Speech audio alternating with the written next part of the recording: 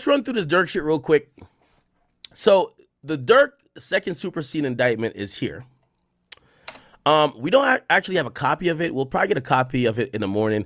However, Durk's team did file what they call they say this is an unopposed request. So it looked like they had, some type of ex parte meeting, right?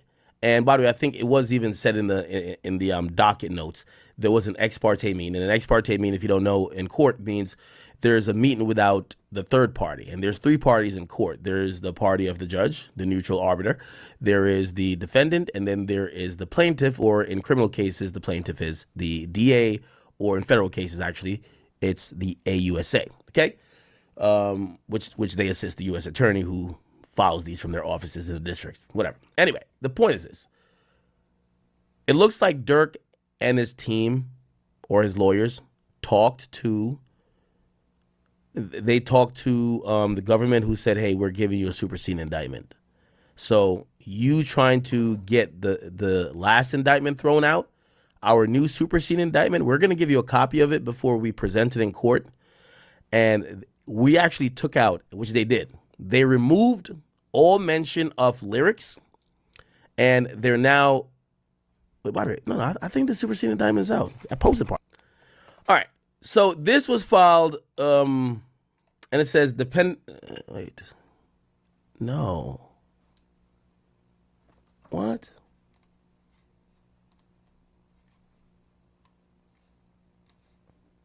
Did I email the wrong thing?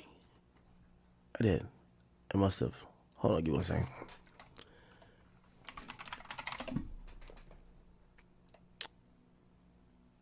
Yeah, I did email the wrong thing. I'm an idiot. Yeah, I'm an idiot.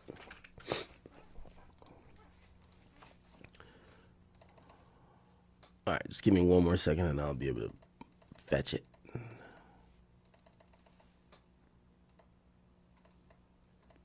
Takes forever for this fucking email to come through. Okay.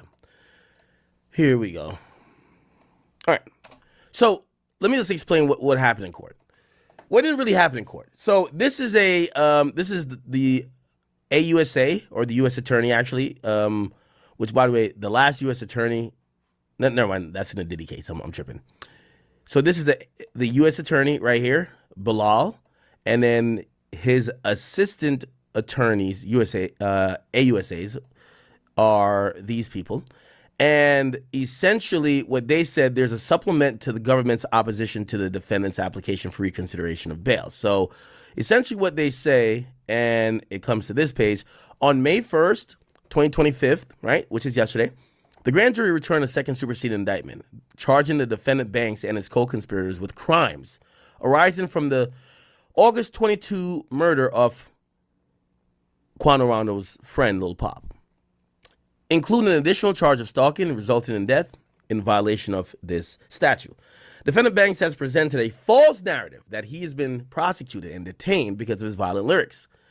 This claim is and always been baseless. The superseding superseding indictment 1 contains no allegations about the defendant's lyrics. Instead, just like every iteration of the indictment before it, the superseding indictment 1 contains significant allegations that show the defendant's alleged role in the execution-style murder of Taekwon Bowman, which is Quando Rondo's friend, Lil Pop, on a busy street corner in Los Angeles. These allegations and other evidence in the court considered during the defendant's blah, blah, blah. Okay, cool. So essentially, they said that we got a new superseding indictment. Now, we get more information about the superseding indictment here. This is from Durk's team. And Durk's team says, hey, they had this ex parte meeting, right, where the government served them with this superseding indictment, and they said, okay, cool, we're going to need some time to kind of process this. And they agreed in an ex parte communication, because usually one side says one thing, the other side says another thing, and the judge has to rule who they're going to go in favor for or what the ruling is going to be.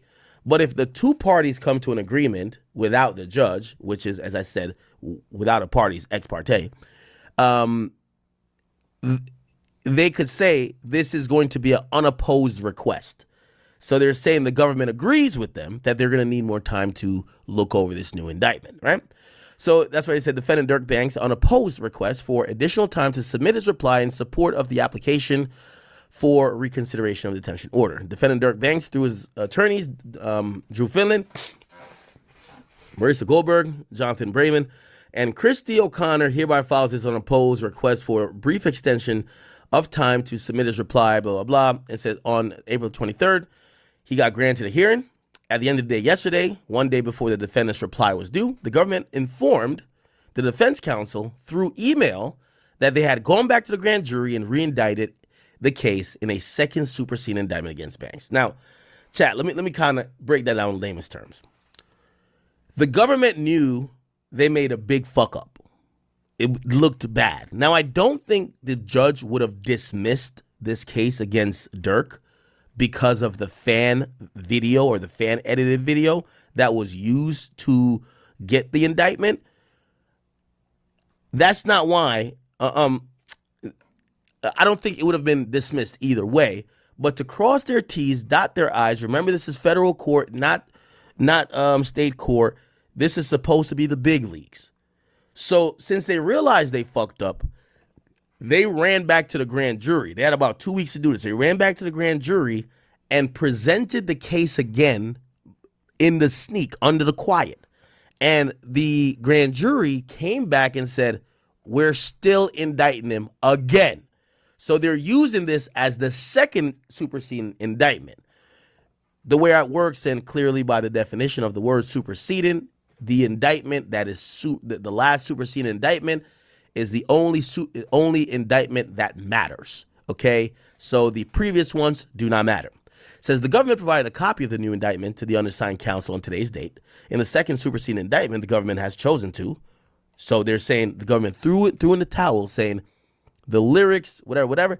It says to remove the allegation regarding Mr. Banks' lyrics previously included in the first superseding indictment. They removed an allegation regarding payment of bounties. So that's actually important. We didn't know that.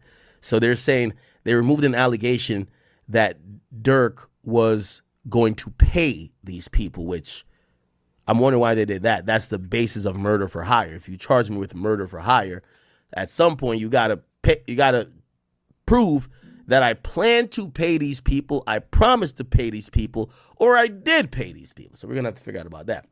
And that was previously included in the first superseding indictment. And an additional charge of stalking.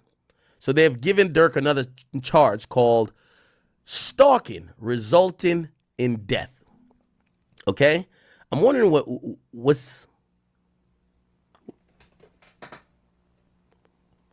why give him this charge?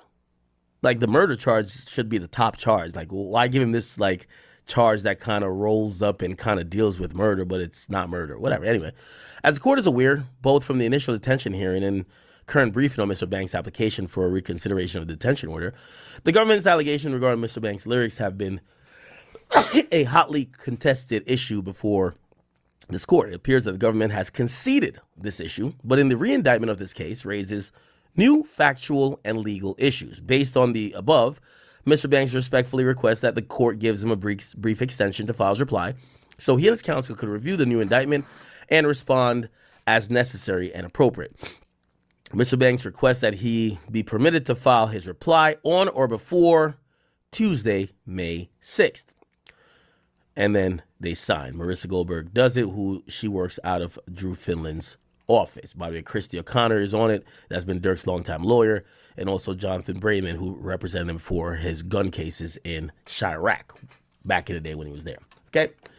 So that's pretty much the update. The government realized they fucked up. They came with a new superseding indictment. They added one little petty charge saying stalking resulted in death, which here's the thing. All these charges are kind of linked. If Durk beats the murder for hire charge, he beats the stalking charge. You get what I'm saying? So they just kind of threw in a useless charge, but whatever. So Durk's team requested a week extension. The government says we got no problem with you doing a week extension because they knew they fucked up when they added the fan video and they came back last minute with a superseding indictment. So it looks like it's going to take another week for us to know what Durk's team is going to submit. And then there still is a oral argument about the memorandums or briefs submitted by both teams and the motion, and that's going to be argued in June. So, and I think also bail will be talked about in June as well. So that's the update. I mean, hopefully I can get too much like legalese in there. So, again, layman's terms, government just try to, save their ass. New indictment, which kind of nullifies Durk saying dismiss this case because they got an indictment through fake, false shit. They're now coming back to say, we got a new indictment through real shit, right? So, yeah. That's the update on that.